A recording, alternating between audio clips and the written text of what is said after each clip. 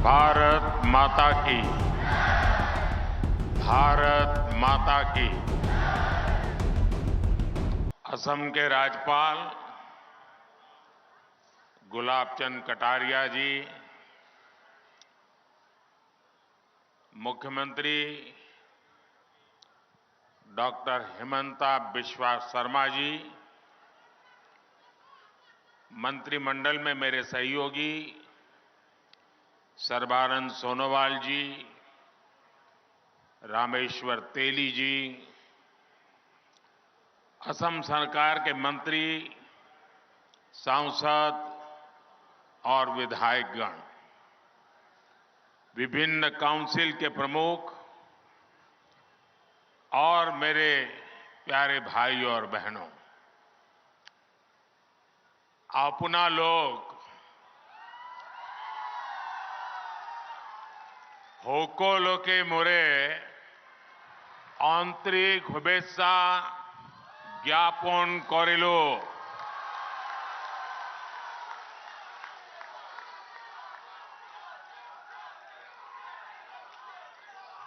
आज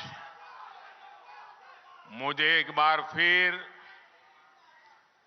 मां कामाख्या के आशीर्वाद से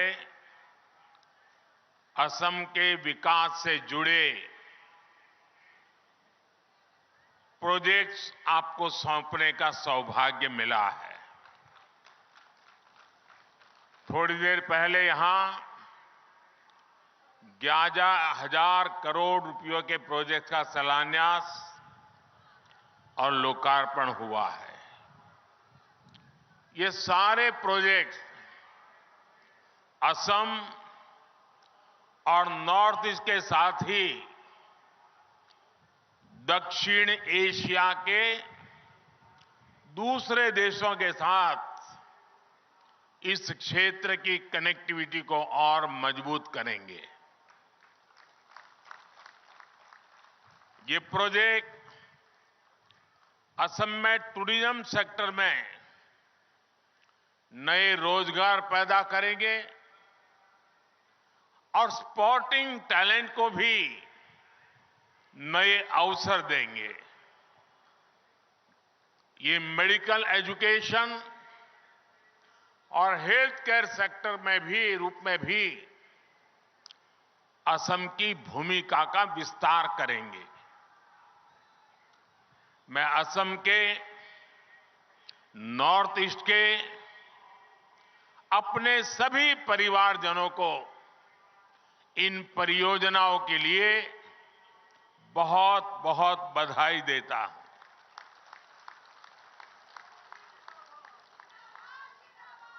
मैं कल शाम को यहां आया। जिस प्रकार से गुवाहाटी के लोगों ने रोड पर आकर के स्वागत सम्मान किया, अबाल वृद्ध सभी हमें आशीर्वाद दे रहे थे, मैं आप सबका हृदय से आभार व्यक्त करता हूं।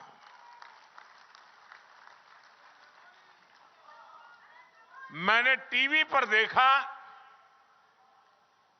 कि आप लोगों ने लाखों दीप जलाए।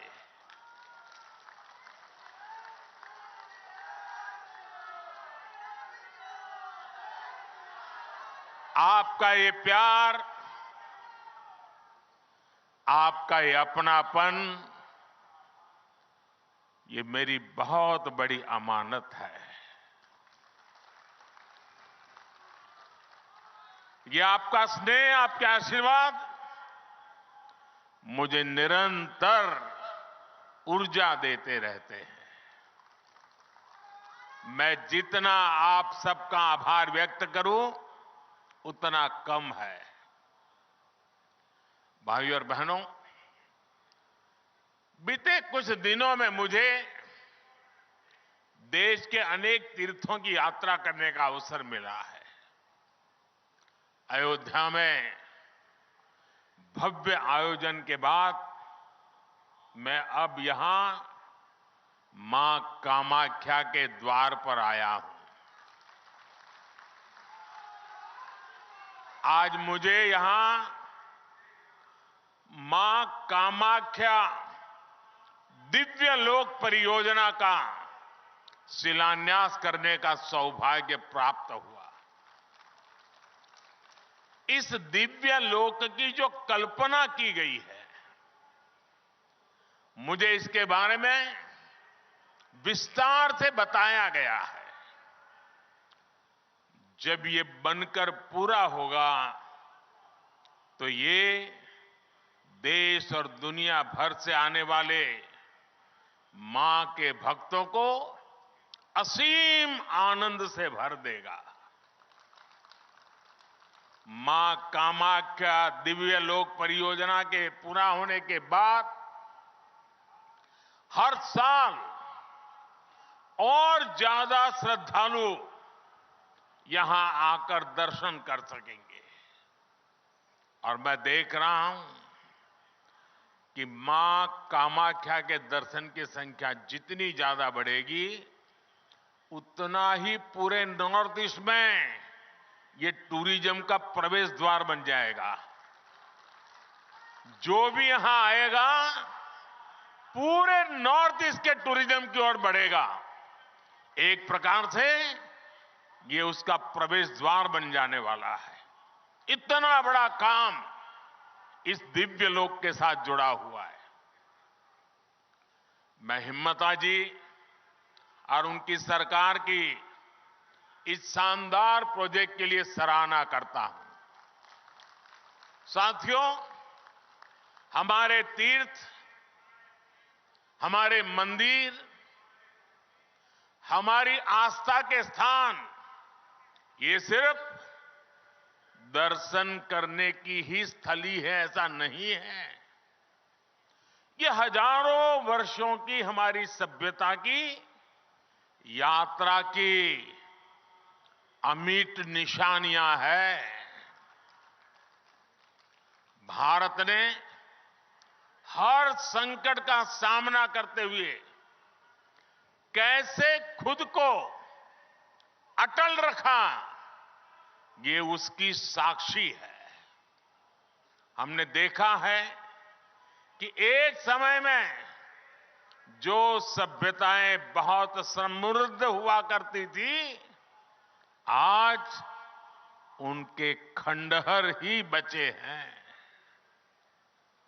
दुर्भाग्य से आजादी के बाद जिन्होंने लंबे समय तक देश में सरकारें चलाई, वो भी आस्था के इन पवित्र स्थानों का महत्व समझ नहीं पाए। उन्होंने राजनीतिक लाभ के लिए अपनी ही संस्कृति, अपने ही अतीत पर शर्मिंदा होने का एक ट्रेंड बना दिया था। कोई भी देश अपने अतीत को ऐसे मिटाकर, ऐसे भुलाकर, अपनी जड़ों को काटकर कभी विकसित नहीं हो सकता।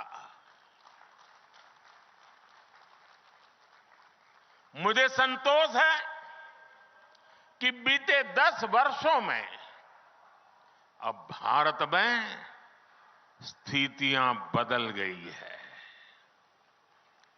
भाजपा की डबल इंजन सरकार ने विकास और विरासत को अपनी नीति का हिस्सा बनाया है। इसका परिणाम आज हम असम के अलग अलग कोनों में भी देख रहे हैं।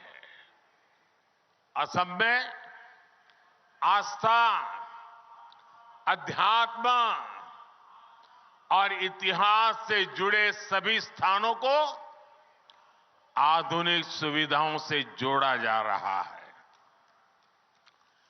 विरासत को संजोने के इस अभियान के साथ ही विकास का अभियान भी उतनी ही तेजी से चल रहा है।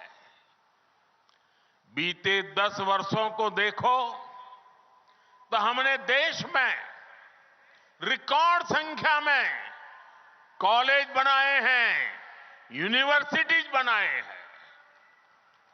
पहले बड़े संस्थान सिर्फ बड़े शहरों में ही होते थे।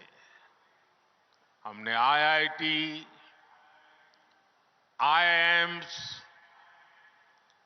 आईआईएम जैसे संस्थानों को उसका नेटवर्क पूरे देश में फैलाया है। बीते 10 वर्षों के दौरान देश में मेडिकल कॉलेज की संख्या करीब करीब डबल हो चुकी है। असम में भी भाजपा सरकार से पहले 6 मेडिकल कॉलेज थे, आज 12 मेडिकल कॉलेज है। असम आज नॉर्थ ईस्ट में कैंसर के इलाज का एक बहुत बड़ा केंद्र बन रहा है। साथियों, देशवासियों का जीवन आसान हो, ये हमारी सरकार की प्राथमिकता रही है। हमने 4 करोड़ से अधिक गरीब परिवारों के पक्के घर बनाए हैं। हमने घर घर पानी, घर घर बिजली पहुंचाने का अभियान भी चलाया है। उज्ज्वला योजना ने आज असम की लाखों बहनों बेटियों को धुएं से मुक्ति दी है। स्वच्छ भारत अभियान के तहत बने शौचालयों ने असम की लाखों बहनों बेटियों की गरिमा की रक्षा की है।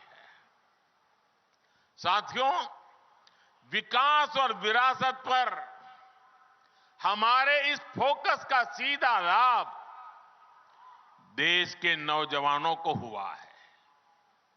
आज देश में पर्यटन और तीर्थ यात्रा को लेकर उत्साह बढ़ रहा है। काशी कॉरिडोर बनने के बाद वहां रिकॉर्ड संख्या में श्रद्धालु पहुंच रहे हैं। बीते 1 वर्ष में 8.5 करोड़ लोग काशी गए।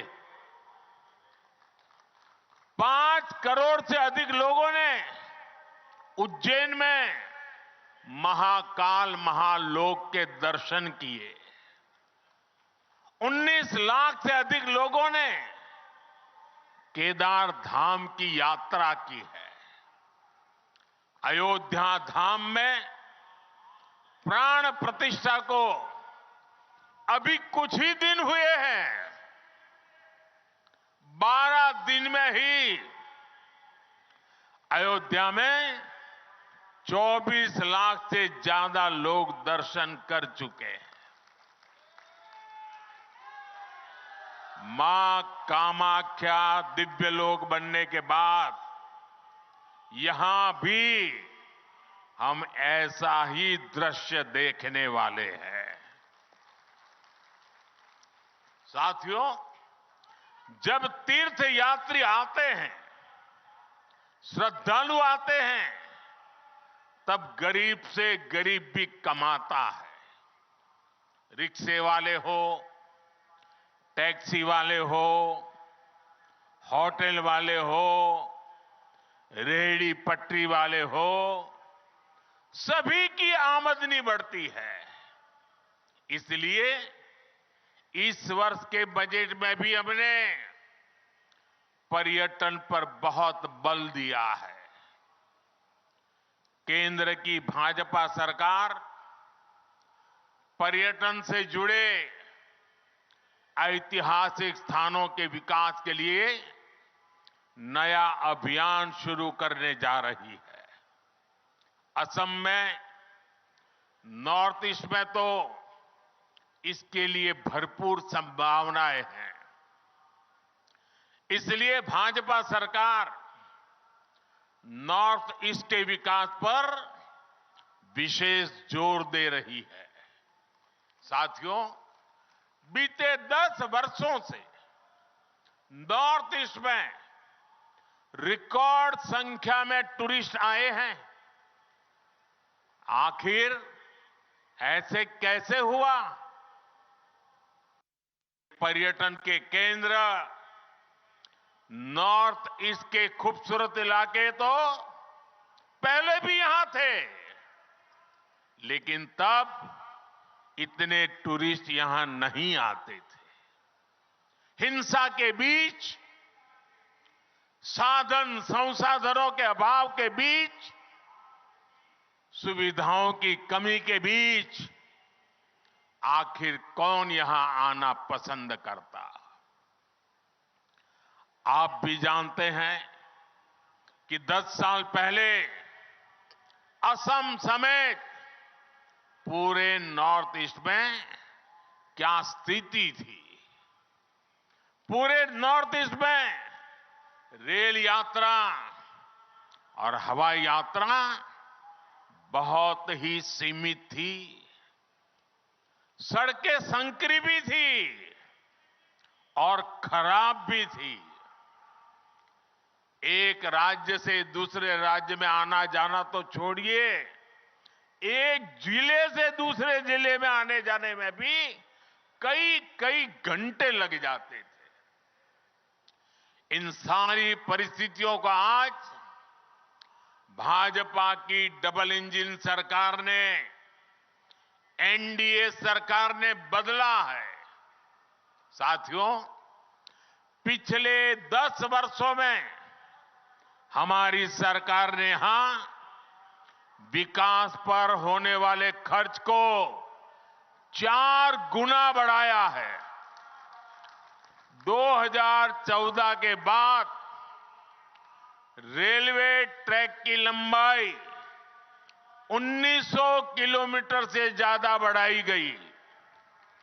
2014 से पहले की तुलना में रेल बजट करीब 400% बढ़ाया गया है। और तब तो प्रधानमंत्री आपके आसाम से चुन के जाते थे। उससे ज्यादा काम ये आपका साथी कर रहा है।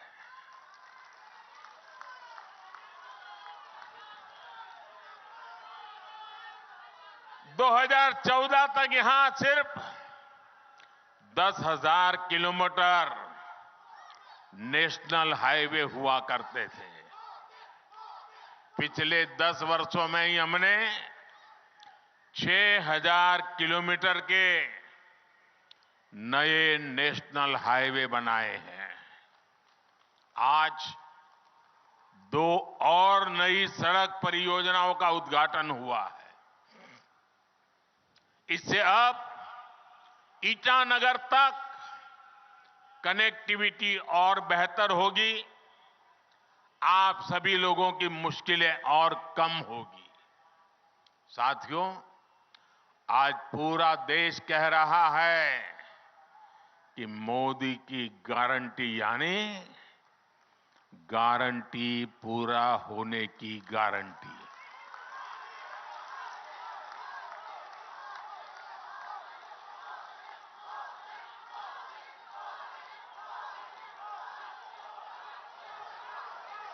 मैंने गरीबों को, महिलाओं को, युवा और किसान को मूल सुविधा देने की गारंटी दी है। आज इनमें से अधिकतर गारंटियां पूरी हो रही है। हमने विकसित भारत संकल्प यात्रा के दौरान भी देखा है, जो भी सरकारी योजनाओं से वंचित थे, उन तक पहुंचने के लिए मोदी की गारंटी वाली गाड़ी पहुंची है। पूरे देश में करीब 20 करोड़ लोग सीधे तौर पर विकसित भारत संकल्प यात्रा में शामिल हुए हैं। बड़ी संख्या में असम के लोगों को भी इस यात्रा का लाभ मिला है। साथियों, भाजपा की डबल इंजन सरकार हर लाभार्थी तक पहुंचने के लिए प्रतिबद्ध है। हमारा लक्ष्य हर नागरिक का जीवन आसान बनाने का है।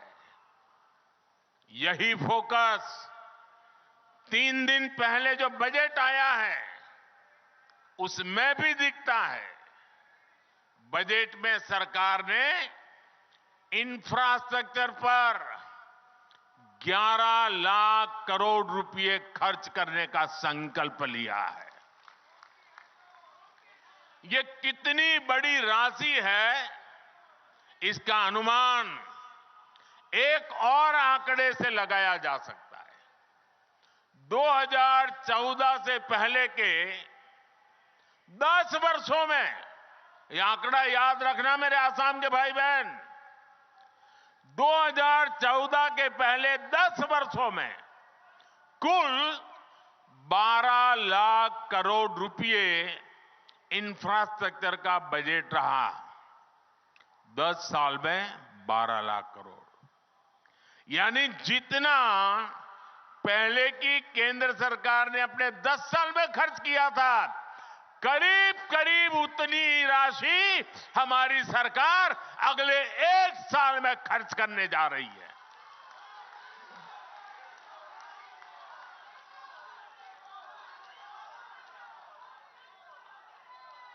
आप कल्पना कर सकते हैं कि देश में कितने बड़े पैमाने पर निर्माण कार्य होने जा रहा है। और जब इतनी बड़ी राशि निर्माण कार्यों में लगती है तो नए रोजगार बनते हैं, उद्योगों को नई गति मिलती है। साथियों, इस बजट में एक और बहुत बड़ी योजना की घोषणा हुई है। बीते 10 वर्षों में हमने हर घर तक बिजली पहुंचाने का अभियान चलाया। अब हम बिजली का बिल, आसाम के भाइयों बहनों और देशवासी भी, मैं बहुत महत्वपूर्ण काम आपके सामने रख रहा हूं। अब बिजली का बिल भी जीरो करने के लिए हम आगे बढ़ रहे हैं।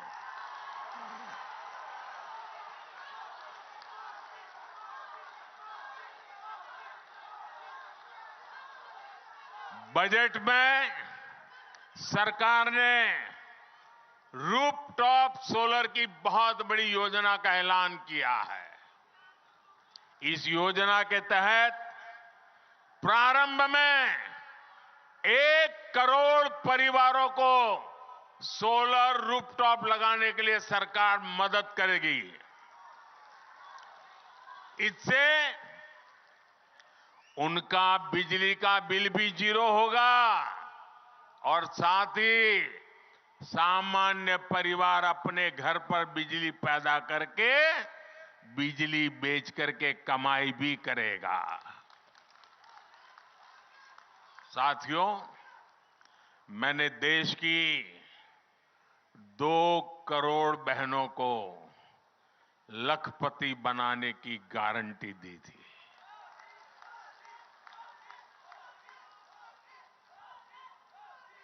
बीते वर्षों में जब मैंने हिसाब किताब लगाना शुरू किया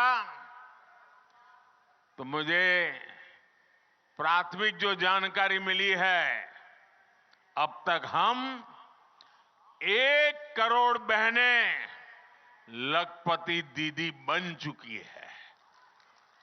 हमारे देश में सेल्फ हेल्प ग्रुप में काम करने वाली 1 करोड़ बहनें जब लखपति दीदी बनती है ना, तो नीचे धरती कितनी बदल जाती है दोस्तों। अब इस बजट में हमने लखपति दीदी बनाने के लक्ष्य को और बढ़ा दिया है।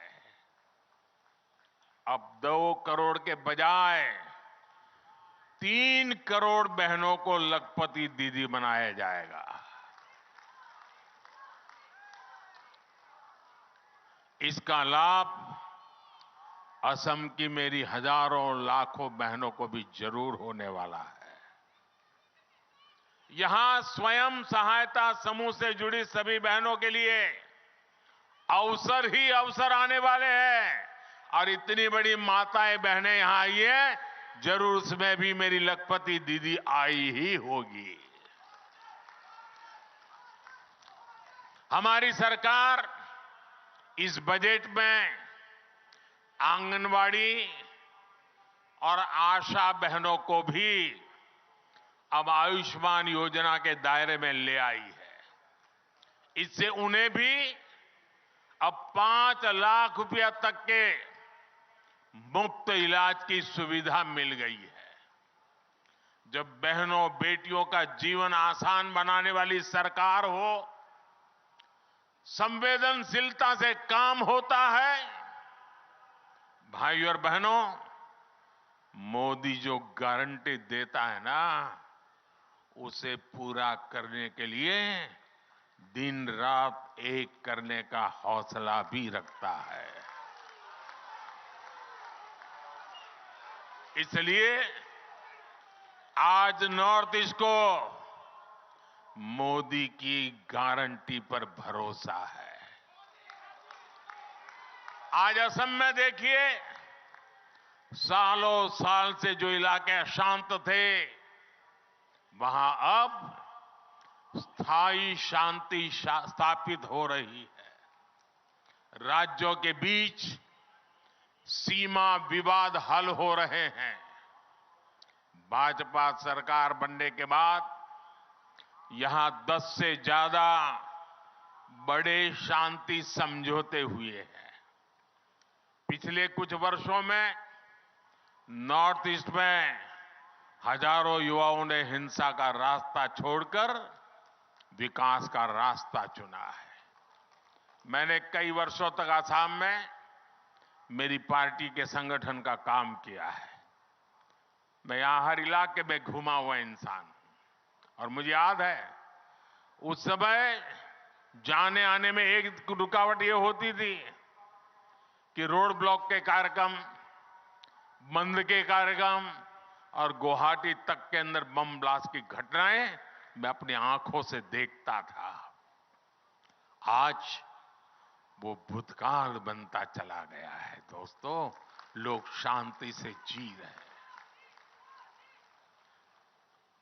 असम के 7,000 से ज्यादा नौजवानों ने भी हथियार छोड़े हैं। देश के विकास में कंधे से कंधा मिलाकर चलने का संकल्प लिया है। कई जिलों में आस्था हटाया गया है। जो क्षेत्र हिंसा प्रभावित रहे, आज वो अपनी आकांक्षाओं के अनुसार अपना विकास कर रहे हैं और सरकार उनकी पूरी मदद कर रही है। साथियों, छोटे लक्ष्य रखकर कोई भी देश, कोई राज्य तेज विकास नहीं कर सकता। पहले की सरकारें ना बड़े लक्ष्य तय करती थी और ना ही अपने लक्ष्यों को प्राप्त करने के लिए उतनी मेहनत करती थी। हमने पहले की सरकारों की सोच को भी बदल दिया है।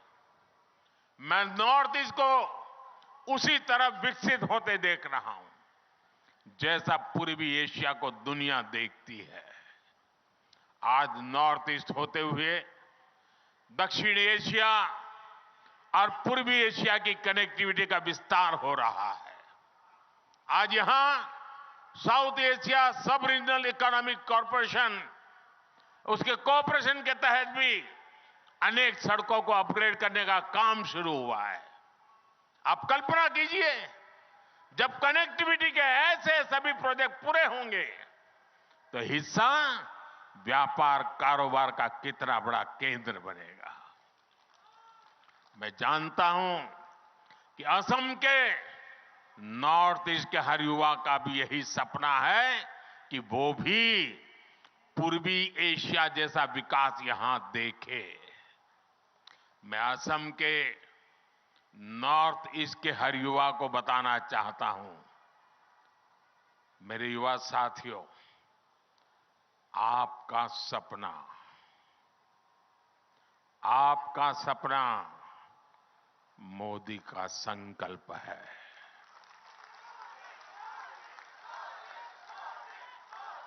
और आपके सपने पूरे हो, इसके लिए मोदी अपनी तरफ से कोई कसर बाकी नहीं छोड़ेगा।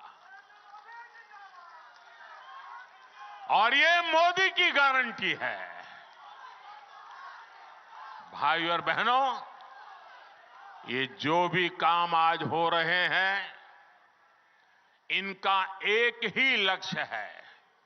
लक्ष्य है भारत और भारतीयों का सुखी और समृद्ध जीवन। लक्ष्य है भारत को दुनिया की तीसरी बड़ी आर्थिक ताकत बनाने का।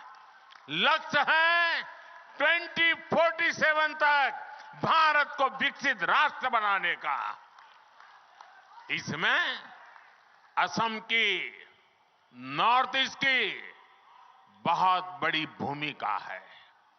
एक बार फिर आप सभी को इन विकास परियोजना की बहुत बहुत बधाई। और अब तो मां कामाख्या के आशीर्वाद बहुत बढ़ने वाले हैं, बहुत बढ़ने वाले हैं। और इसलिए मैं भव्य दिव्य असम की तस्वीर साकार होती देख रहा हूं। साथियों, आपके सपने पूरे होंगे, ये हम अपनी आंखों से देखेंगे, मैं आपको विश्वास दिलाता हूं। फिर एक बार आप सबका बहुत बहुत धन्यवाद। दोनों हाथ ऊपर करके मेरे साथ बोलिए, भारत माता की, भारत माता की, भारत माता की, भारत माता की। बहुत बहुत धन्यवाद।